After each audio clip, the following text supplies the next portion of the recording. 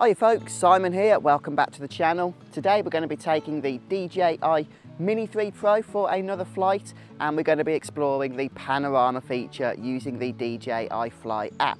Now if you've already used or flown one of DJI's other drones, then this probably won't be a new thing for you, but we're going to see how the Mini 3 performs with the Panorama feature, especially with the upgraded sensor over the Mini 2. So I hope you guys enjoy this episode. If you do, please do drop a like on the thumbs up button and also subscribe for future drone content right here on the channel. Right, so let's get that drone into the air. One slight problem is that it is extremely sunny today, so trying to see this screen is going to be a bit of a job in and of itself. Right, I'm just going to start recording the screen here. Okay, now I'm going to take the drone up quite high. We are a little bit windy. So the sun is out, it's a beautiful day in terms of the shine, but it is very, very windy. So with Pano shots, you generally want to take them from quite a high vantage point, in my experience. So I want to try and get to a height of about 80 to 100 meters here. And the one downside with Pano shots is that you really only want to be taking them on a day where it isn't windy. And today is windy, a little bit. So yeah, we're getting wind warnings at 83 meters. I'm going to have to bring it down a bit.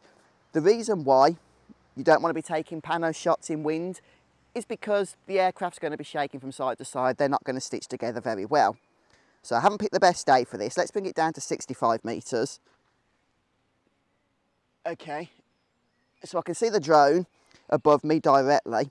The other thing with Pano as well, something I would recommend, is that when you're starting the Pano shot, it's a good idea to begin facing in the direction of the sun. And that's because you're going to have a better overall exposure rather than taking it away from the sun to start with, and then when the aircraft moves closer, you know, facing towards the sun, it's going to mess up that exposure.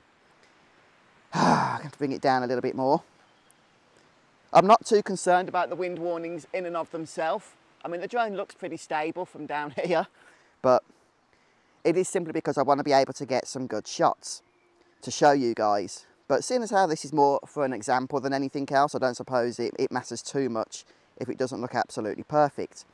Anyway, from the Fly app, in order to access Pano, we're going to tap the photo selection. So on the right hand side there, where we get to choose the type of photos that we want to take. And we're going to scroll all the way down to Pano, which is at the bottom, you can see there. And then we're going to be given a number of options here. We've got Sphere, which we are going to try out. That's where you get your small planet effect, your full 360, and it's a really awesome type of shot that you can take. And we also have 180, which is a very wide image, and we have wide angle, which takes 9 shots, effectively keeping the resolution, or not the resolution, sorry, but the aspect ratio as if you'd taken one single shot in landscape, but increasing the amount of pixels and therefore the amount that you get to see on screen. And then we have the vertical option, which is effectively 3 standard photos stacked on top of one another. That probably won't be as useful with the DJI Mini 3 Pro as it was with the DJI Mini 2, for example, because we already have the vertical shooting option. However, the vertical Pano will again give you more pixels.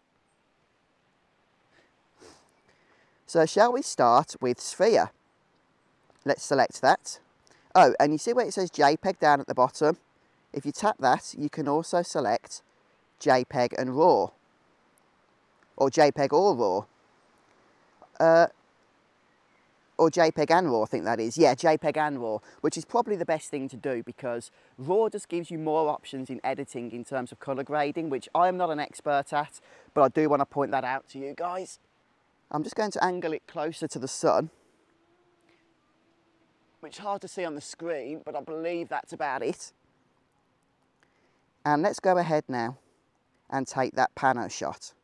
So this is the 360 mode. Once we tap the take photo button, it's going to take the number of shots that it needs to take to complete the Pano effect.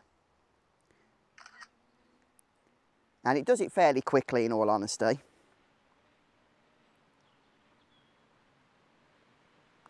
Interestingly, it seems to have paused. Oh no, there we go, we're off again. I wonder if that's something to do with the fact it's been blown all over the place. Up there. Yeah, he didn't finish it, sadly. Again, the wind warning is coming up. I'm going to have to bring that down a little bit. Yeah, I can see it moving from side to side, swaying in the wind. Let's try it at 40 metres. I don't know if this is going to work. But unfortunately, for the purposes of today's example, I don't get a huge amount of choice in the matter because the wind has other ideas. Always interfering with our plans, so rude.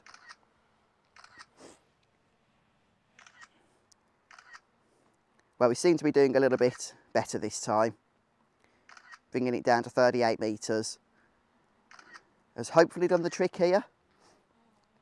You can see anyway how the drone is capturing all these different angles and whatnot. Because obviously for the 360, it needs to capture everything. It's going to capture all of our surroundings. Oh, strong wind warning again. It seems to have paused the... Oh, there we go, we're off again. It needs to capture all of the surroundings on the ground. It needs to capture the sky. You name it, it's photographing it. Yeah, it ain't working. Well, there you go then, guys. At the very least, today is going to serve as a lesson. If you want to get pano shots, you're not going to do so in high winds. It's just not possible. Even if you wanted to and didn't mind some poorly stitched together images, the drone itself is not going to take them. It just will refuse, as you've just seen there. Right, so it's day 2 and attempt number 2. Let's see if we can get some panorama today. Now, the wind is still a slight breeze, but it's nowhere near as gusty as it was yesterday. It was about 21 kilometres per hour yesterday, which you can still just about fly in, but as you saw, trying to get panorama shots was a bit of a no-no. Today we're down, according to my weather app, to about 10 to 11 kilometres per hour. So I can still feel a little bit of a breeze, but hopefully the drone won't be having a hissy fit and refusing to take those shots. So let's get it back into the air and see if we have a better success. Right, I do need to be careful because the sun has just come out, is beating right down on me, and I haven't got any sun cream on, and I burn like a crisp very, very quickly. I just have that kind of skin, along with a whole bunch of allergies as well, which doesn't help. So let's try and get this done, shall we? And we'll get into the air. The low point has been updated. Please check it on the map. Okay, and let's go ahead, of course, and start the screen record. There we go. And attain a height. I do, as I mentioned yesterday, want to try and get a pretty good height going here. I just feel you get better results with your pano shots. Obviously, it's down to personal preference. I'm not saying you can't get good pano shots when you're lower down. So let's get to 85 metres or thereabouts, and hopefully we're not going to be getting all those wind warnings popping up again. And I'm going to turn the drone roughly in the direction of the sun, which is just behind me, though it is kind of hidden by a cloud. So again, you don't want to face the drone directly into the sun because that could damage your camera, but just having it roughly, you know, in the same direction that the sun is coming down from is just going to help out with the exposure as you take the overall pano shots. Okay, so we're not getting any wind warnings. That's absolutely wonderful there. Let's just go ahead here, make sure that we have pano selected. And the pano that we want to select is, to start with, we're going to select the sphere. That's your little mini planet. And one thing I've noticed is that the format is still set to JPEG RAW. That's really good. Let's go ahead and start taking this shot.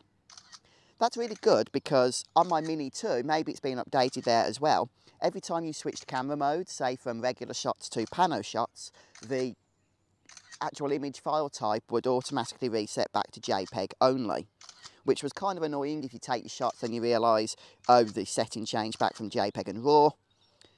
Not everybody's going to be using the RAW files, but every time you take a RAW file, it's taking the JPEG anyway, so there's really no reason not to have that set up. And you do get more flexibility in desktop editing then with those RAW files, if you want to do colour grading and all of that good stuff. I mean, for me, and probably most of you, JPEG is fine. Anyway, well, it's got to 100%, which is far better than it did yesterday. Okay, I think we're done. If we go to the little play button there, yeah, it looks like we've got that shot, so we can select that. And there we can see our wonderful planet. And of course, we should be able to zoom in. Oh no, that's just the preview, so I believe we'd have to download it first. Okay, we'd have to connect that to the phone. Let's get a couple more shots then whilst we're here, shall we? Before we do all of that jazz, and then I'll get it connected to the phone and stuff. Just a brief interruption. I want to clarify on behalf of Outside Me that even though you need to connect your phone to download the HD versions of these photos, you can still zoom in on the preview just like that. Outside, I was trying to pinch it with 2 fingers on the screen. You just tap it with 1 finger and that puts you in the zoom mode so that you can then start having a look around the planet itself that you've just created. So I did want to point that out to you guys. It is a cool feature, and I do love the way that when you tap the preview, that the whole picture comes into full and that you sort of zoom into the planet itself. It's just an awesome effect. I really like that. And you can also have a little bit of a manipulation in terms of the angles that you're looking at with the other panorama shots that aren't the 360 shots as well. Okay, let's head back outside. So we've got one of the actual sphere of the 360. What I'm going to do now is show you the wide angle, which is 9 shots taken and stitched together, giving you, I believe, the same aspect ratio as a standard landscape photo, but obviously you're going to have more pixels. So before we do the actual pano, let's just go back to standard photo, and we're going to compare them. So if we just angle the gimbal down a touch, I can't quite see on the screen because it's so bright exactly what I'm taking a photo of here, but there's a bit of the landscape and that, so that's absolutely fine. Let's just go ahead and snap that shot there. And now I'm not going to move the drone at all.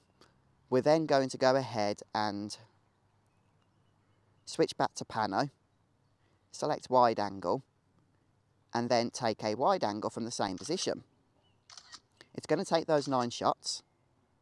And then we'll be able to compare exactly how a wide angle shot looks, pano shot looks in comparison to a standard photo from the landscape orientation. And it'll just process that for us. Now I'm going to have to download these to the phone, so I'll probably just, to be honest with you, move them over to the PC and show you the comparisons there. I'll try and edit those into the video as well. So this is the image then that we took of just a single photograph, and then if you remember we kept the drone in exactly the same position as we took this panorama, this wide angle panorama, which is the 9 photos stuck together.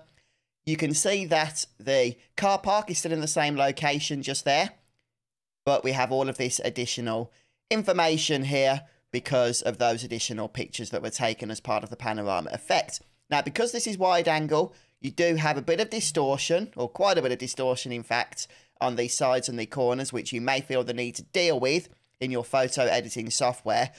But you know what? Wide angle lenses on cameras also give you a distortion effect, so you may just be happy to keep that, although it is a little bit extreme perhaps on some of the sides here. So again, just compare that to the single photograph and then the panorama itself. A lot more pixels here involved, of course.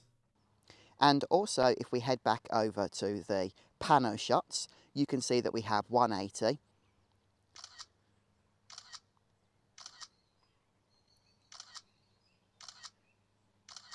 I mean, you can probably tell by the name, it's half of the 360 really, isn't it?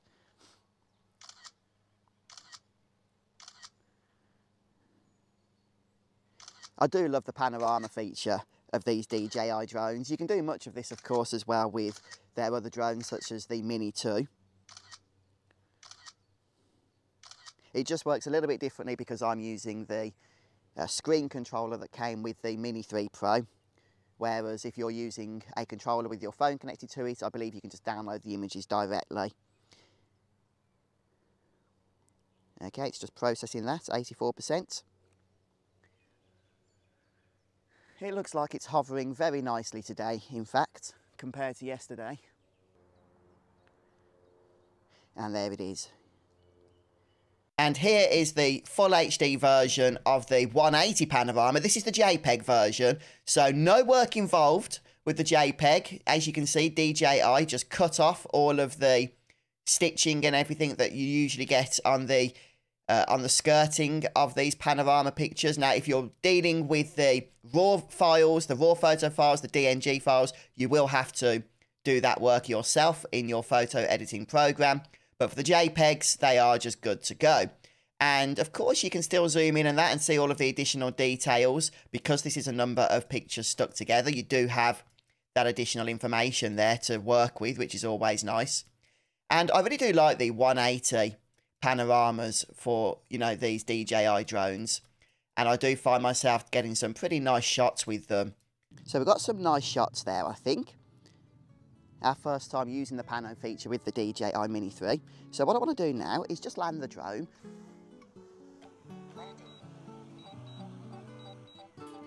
Alright folks, well I hope you enjoyed this video showcasing the panorama feature of the DJI Mini 3, and I think we got some nice shots there, and hopefully they turned out alright on the PC. So let me know what you think down in the comment section. Are you using the panorama feature regularly on your mini drone? And if so, what do you think of the results that you've been getting there?